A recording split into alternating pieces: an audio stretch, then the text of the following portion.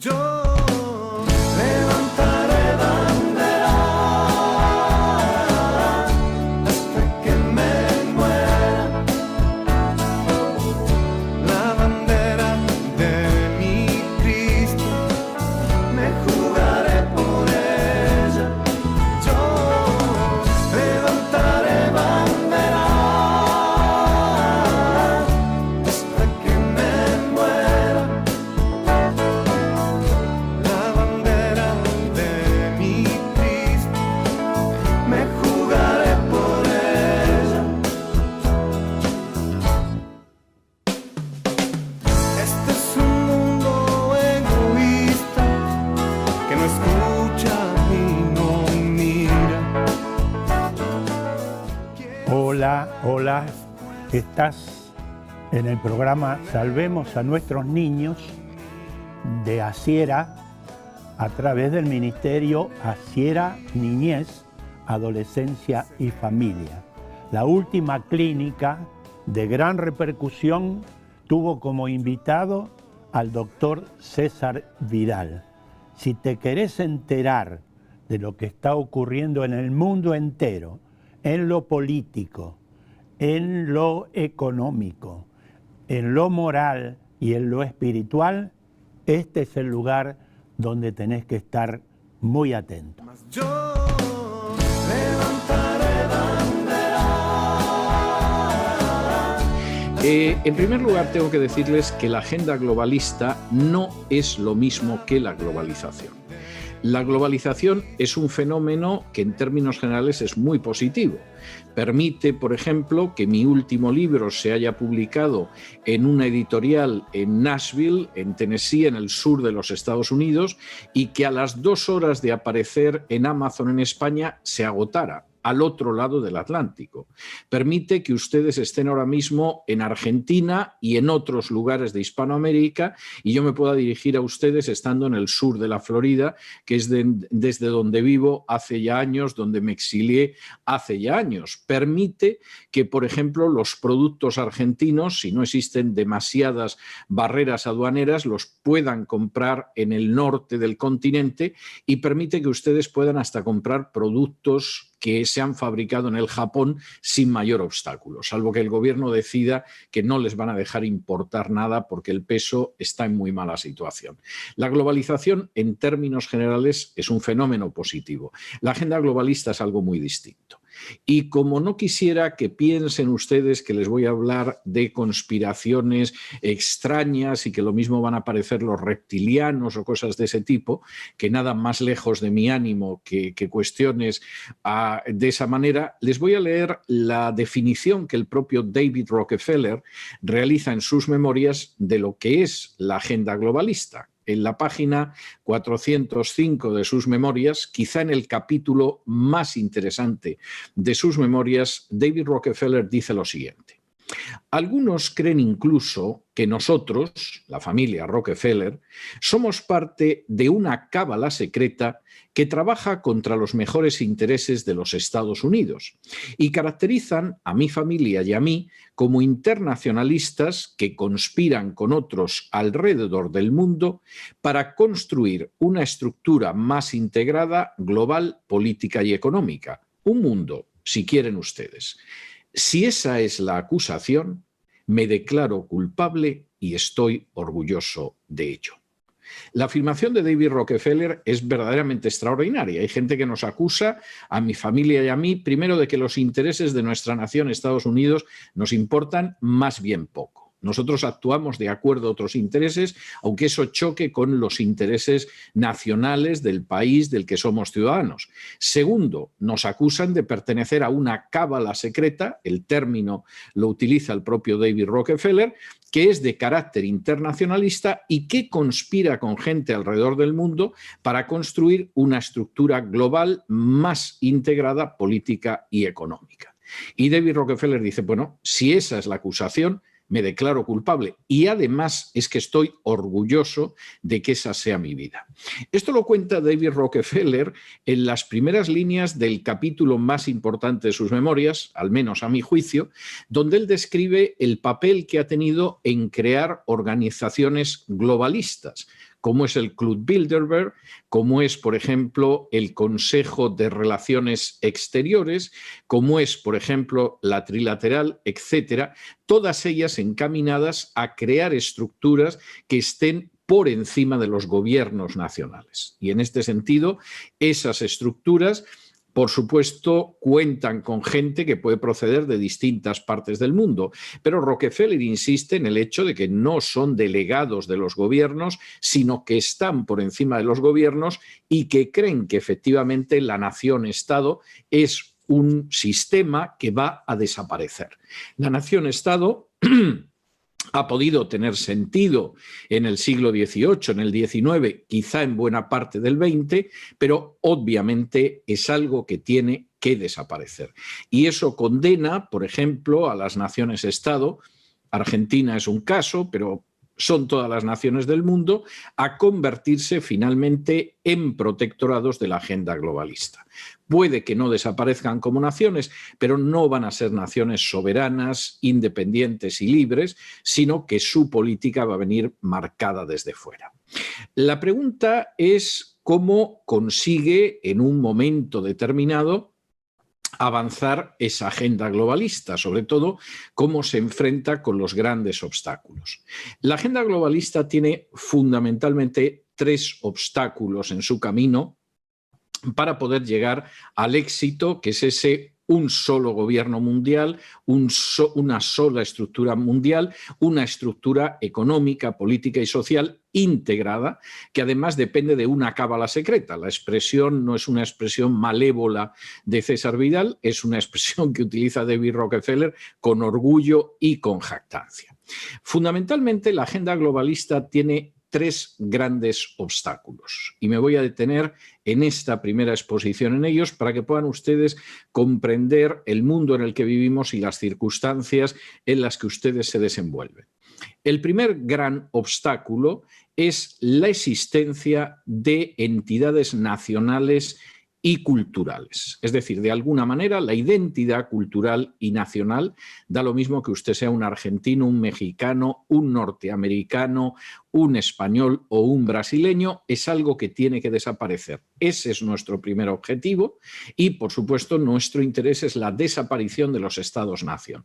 Me voy a dedicar a ello en los primeros minutos. El segundo obstáculo es la familia. Y es la familia en la medida que la familia es una entidad natural, existe antes de la creación de los estados, y esto es algo que no solo aparece en la Biblia.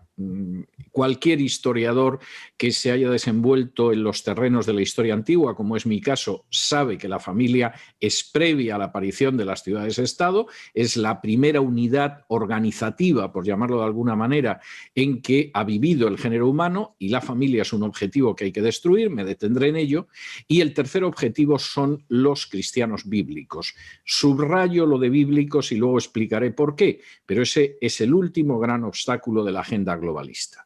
Si conseguimos someter a las naciones, a convertirlas en meros protectorados, es decir, es como si ustedes echan mano de un huevo y ese huevo le practican un orificio, un agujerito en la parte inferior y sale la yema y sale la clara y les queda la cáscara vacía, esa es la nación ideal para la agenda globalista. No nos importa que Argentina siga teniendo una bandera azul y blanca, que tenga un himno nacional, que se acuerde de Gardel y que se siga llamando Argentina.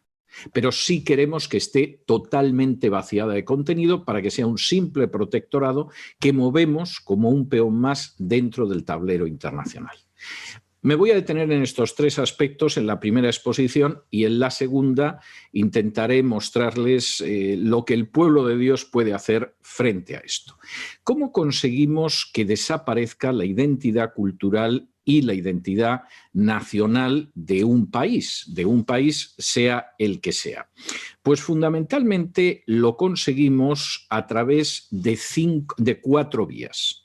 La primera es la mentira masiva. El uso de la mentira masiva. Para que ustedes se hagan una idea, en estos momentos el 80% del material que ustedes van a encontrar en prensa escrita, en radio, en televisión, en dibujos animados para niños, en películas de adultos e incluso en documentales de animales está en manos de tan solo 8 multinacionales.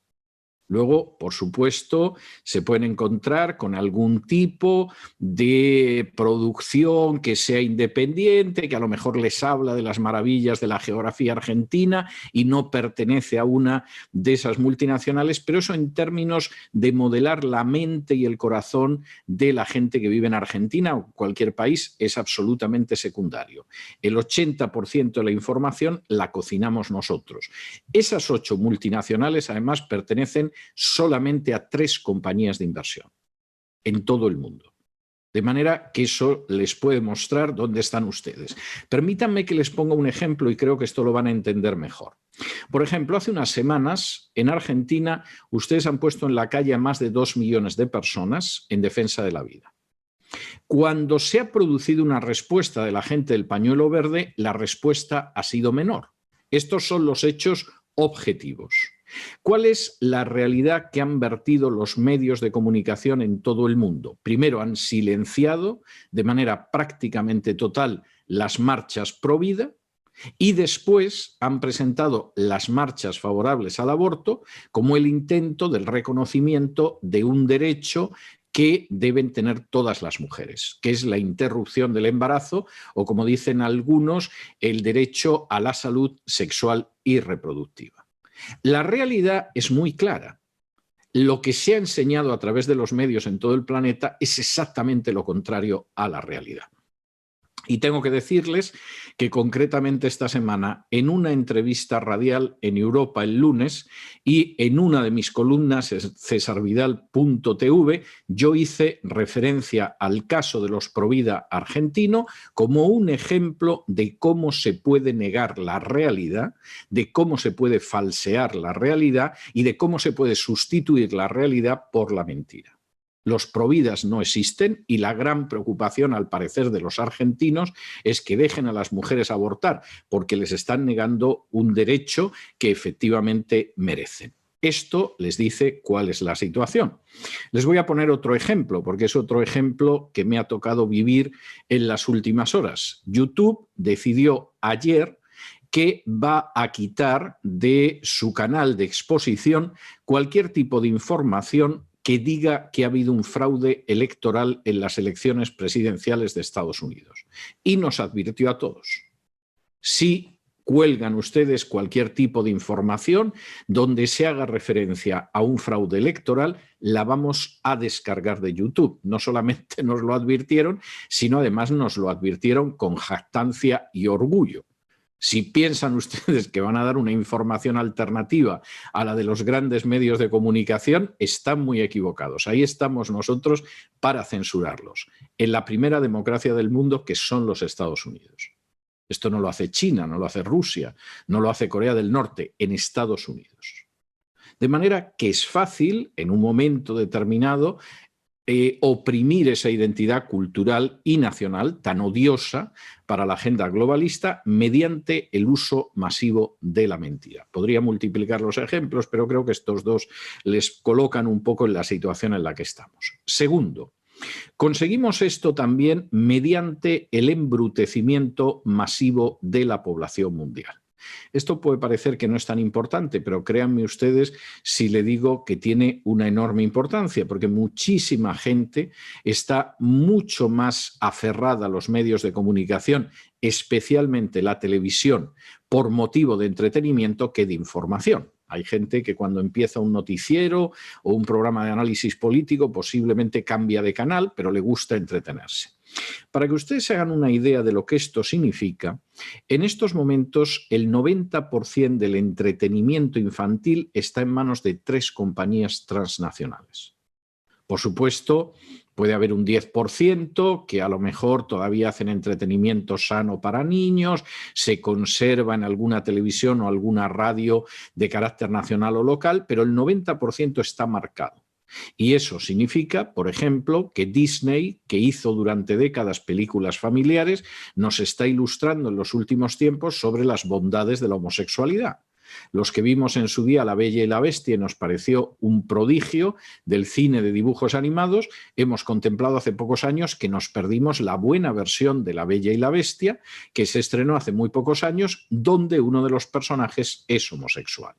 Y, por supuesto, el propio Disney World, que hasta ahora era un lugar de entretenimiento familiar, pues celebra el Día del Orgullo Gay, algo que intentaron hace años y no pudieron imponer como consecuencia de la resistencia de los evangélicos americanos, pero que cada vez está más fuera del control de la gente. Nuestros niños tienen ya un entretenimiento que va en la dirección de la ideología de género. El 90% de las compañías pornográficas también están en manos de 3 multinacionales. Si ustedes quieren hacer vídeos pornográficos en casa con su novio o su novia y comercializarlos, claro que hay gente que lo hace, pero el 90% de la pornografía está en manos de 3 multinacionales. Y, por cierto, tengo que decirles que de esas 3 multinacionales, alguno de los CEO ha aparecido ya diciendo que él se dedica a la pornografía porque odia el cristianismo. Y a continuación se ha expresado sobre Jesús en términos abiertamente injuriosos. Ha calificado el cristianismo y a Cristo como estiércol, aunque la palabra que él utilizó fue una palabra bastante más coloquial y bastante más grosera que el término estiércol y que supongo que ustedes se imaginarán. El 90% de la música que se consume, y esto incluye los canales de difusión en vídeo, en televisión, etcétera, etcétera, también está en manos de 3 compañías. No me estoy refiriendo, lógicamente, a si ven ustedes las óperas de Wagner o escuchan los conciertos de Brandeburgo de Bach o escuchan las sinfonías de Beethoven, pero la música que consume, sobre todo la población adolescente, incluso infantil, juvenil, está en manos en un 90% de 3 compañías. Si alguna vez tienen el estómago suficientemente resistente como para entrar en uno de estos canales musicales, verán que los contenidos de carácter promiscuo, de carácter ocultista y de carácter grosero son aplastantemente mayoritarios. Es más, cada vez se han ido haciendo más claros en ese sentido. Y esto me parece enormemente importante, de manera que vamos a intentar borrar la capacidad de reacción nacional, primero porque vamos a mentir masivamente a cualquiera, viva donde viva en el globo, y segundo porque lo vamos a embrutecer exactamente igual si vive en la Patagonia que en Alaska. Y, por supuesto, esto no es algo casual, esto es algo consciente. Tercero, y esto es muy importante, vamos a lograr que la economía no esté en manos de las naciones. Estamos buscando una economía en la cual las naciones no sean soberanas y, por lo tanto, nos va a resultar muy fácil esclavizar a las naciones y llevarlas en la dirección en la que queremos que vayan. Podría estar hablando horas de esto, pero permítanme que les dé unas pinceladas para que tengan ustedes una idea de aquello a lo que me refiero. Primero, vamos a utilizar la deuda.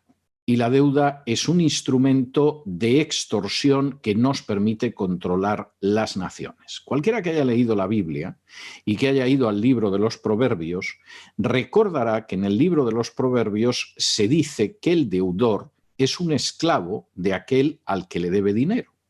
Es un esclavo de su acreedor. Este es un concepto económico elemental que aparece en el Antiguo Testamento y que se aplica lo mismo a un individuo que a una familia que a una nación. Ten mucho cuidado con la deuda, porque cualquier persona que es deudora, que debe, es un siervo, es un esclavo de su acreedor.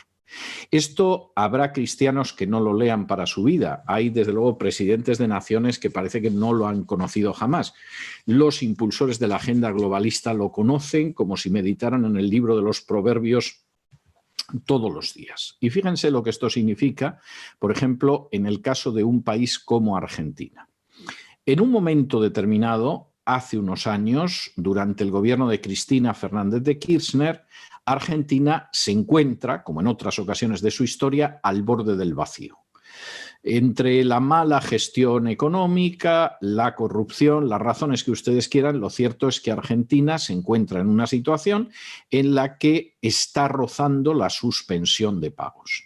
¿Qué sucede en ese momento? Cristina consigue que el país no caiga en el vacío, pero una de las cosas que paga para ello es el matrimonio homosexual.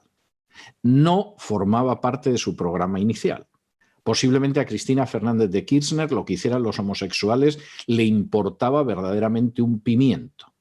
Pero en ese momento y en esa situación se puede forzar a Argentina a tragarse una ley de género como esa. Ahora, ese es un gobierno que, si ustedes quieren, pueden situar en la izquierda. ¿Qué pasa si el gobierno está situado en el centro derecha, en la derecha, como con Macri?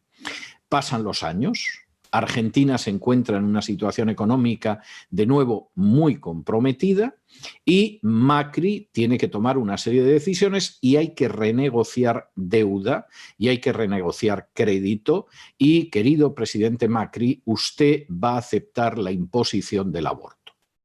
Ni los votantes de Macri, ni el programa de Macri, ni las fuerzas políticas que respaldaron a Macri estaban en esa dirección. Pero la exigencia de la agenda globalista era muy clara. Mire, señor Macri, a nosotros no nos importa ni sus votantes, ni el respaldo político, ni lo que usted piense. Usted tiene que impulsar el aborto. Ustedes saben que eso quedó frenado, pero podía no haber quedado frenado en su momento. Lo cierto es que al final la debilidad financiera internacional de Argentina la convierte en un sujeto al que es fácil empujar en esa dirección. Cuando de nuevo se produce otro cambio de gobierno y volvemos a una línea kirchnerista, no se aprecia ningún cambio. El actual presidente de Argentina inmediatamente se reunió con Soros, quizá porque George Soros pensaba que era mejor hablar en persona que enviar algún mensajero, como en ocasiones anteriores, y este gobierno convierte en una de sus prioridades la aprobación de una ley que despenalice el aborto. En cualquiera de los casos, yo personalmente estoy convencido de que ni Cristina, ni Macri, ni el actual presidente les importa un pimiento la legalización del aborto. Pero sí están dispuestos a pagar determinados precios morales para evitar que el país quiebre cuando ellos están en la Casa Rosada. De manera que esto les muestra hasta qué punto la economía globalizada es muy importante para forzar a las naciones por encima de la voluntad de sus ciudadanos en la dirección de la agenda globalista. Voy a quitarles un poco más de sueño esta noche con lo que les voy a decir a continuación. ¿Qué pasa si de pronto llega un gobierno decente, honrado, íntegro y eficaz y consigue quitarse la deuda de encima? Vamos a hacer todo lo posible para que eso no pueda suceder. Al poco de estallar la crisis del coronavirus, George Soros anunció inmediatamente que la solución, por ejemplo, para los países de la Unión Europea, pero que podían copiar otros países como los de Hispanoamérica, era la deuda perpetua. Mantengamos a los países en una situación de deuda perpetua que aparentemente no van a pagar nunca y eso les va a permitir moverse sin ahogos. Por supuesto, aquellos que conocemos economía nos pareció una propuesta escalofriante, no nos sorprendió que viniera de Soros, pero la deuda perpetua ya está planeando sobre ustedes. El gobierno argentino ya está emitiendo bonos de deuda para pagar dentro de un siglo. Y esto ha sucedido también en Perú y en México. Y no ha empezado en México, en Argentina y en Perú por casualidad. Yo no quiero despreciar a nadie, pero creo que cualquiera que conozca un poco lo que es Hispanoamérica sabe que Argentina es mucho más importante que Guatemala, o que Perú es mucho más importante que Honduras, o que México es mucho más importante que El Salvador. Estamos hablando de los países más relevantes de Hispanoamérica y tenemos que someter a esos países antes para luego someter a los países más pequeños, de manera que la ofensiva en Argentina, en México, en el Perú, es enormemente relevante porque si caen esos países, los demás no va a ser muy difícil someterlos. Están ustedes en primera línea del campo de batalla. Y les voy a añadir otro elemento más de cómo no vamos a permitir que Hispanoamérica pueda salir de esta situación, al menos si está en nuestras manos. que es lo que yo denomino la calentología. No voy a entrar en discutir si este mundo se calienta, si vivimos en una emergencia climática, etcétera, porque para los que sabemos historia esto es algo verdaderamente ridículo. Es decir, conocemos al menos 3 periodos de la historia universal en que este planeta ha estado más caliente que ahora y evidentemente no podía ser por la acción humana. En el siglo XIII a.C. este planeta estaba más caliente que ahora y, como ustedes comprenderán, en la guerra de Troya no llevaban carros de combate y aviones. En el siglo I a.C. este planeta estaba más caliente que ahora y Julio César no conquistó las Galias con divisiones acorazadas. Y en la Edad Media también tuvimos un periodo más caliente que este y los cruzados evidentemente iban a caballo y no había fábricas que ensuciaran el aire. De modo que sí, es cierto, el ser humano puede contaminar los ríos, puede contaminar el aire, puede contaminar los mares, pero eso es una cosa y que calentemos la atmósfera nosotros es otra muy distinta. Ahora, ese instrumento nos permite someter a los pueblos y de nuevo, permítanme que les dé una referencia que toca a Argentina de manera directa. Hace apenas un par de meses, el Fondo Monetario Internacional nos ha informado de que Hispanoamérica no va a tener en el siglo XXI desarrollo industrial. Y uno dirá, ¿por qué? Es decir, precisamente Hispanoamérica se supone que forma una parte del mundo que tendría que tener un desarrollo industrial. Tiene la población, tiene las materias primas. En algunos países tiene además un sector educativo bastante potente como para empezar a construir desde ahí. Realmente lo lógico sería pensar, hombre, no voy a decir a lo mejor el Paraguay, pero que evidentemente de nuevo Argentina, Colombia, México, Perú, son países que podrían tener un potente desarrollo industrial. ¿Por qué no lo van a tener? Porque no queremos que lo tengan. No queremos una Argentina independiente, no queremos un México soberano, no queremos un Perú libre. Queremos protectorados en los que podamos imponer nuestra política. Y por lo tanto, ya saben ustedes que si abren una fábrica en Argentina o cosa parecida, suponiendo que con los impuestos que pagan alguien tenga el valor de hacer cosa semejante, pues evidentemente no se lo van a permitir porque ustedes contaminan el aire mucho más que los chinos o que los indios.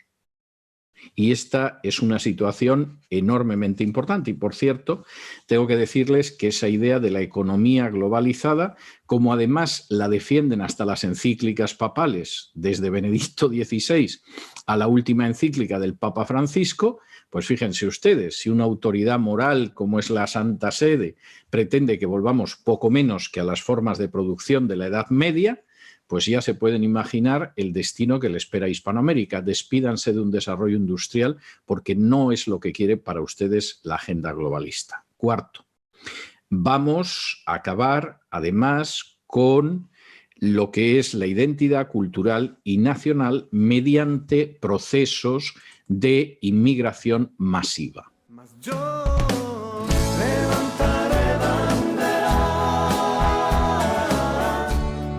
Bueno, creo que todo lo que hemos escuchado es tremendamente impactante, equivalente a lo que podríamos considerar un avivamiento del infierno desatado sobre la tierra, sobre la raza humana, incluyendo la pandemia que nos ha depositado en nuestras casas, seguramente con el propósito del Señor que está en control. Hay una palabra que dice, si fueren destruidos los fundamentos, ¿qué ha de hacer el justo? Y ahí está la respuesta. Tened en cuenta que el Señor está sentado en el trono como siempre. Él está en control. Nosotros como hijos de Dios debemos sintonizar la voluntad de Dios para este tiempo y obrar en consecuencia, porque es tiempo de obrar, dice la palabra de Dios. Pensad.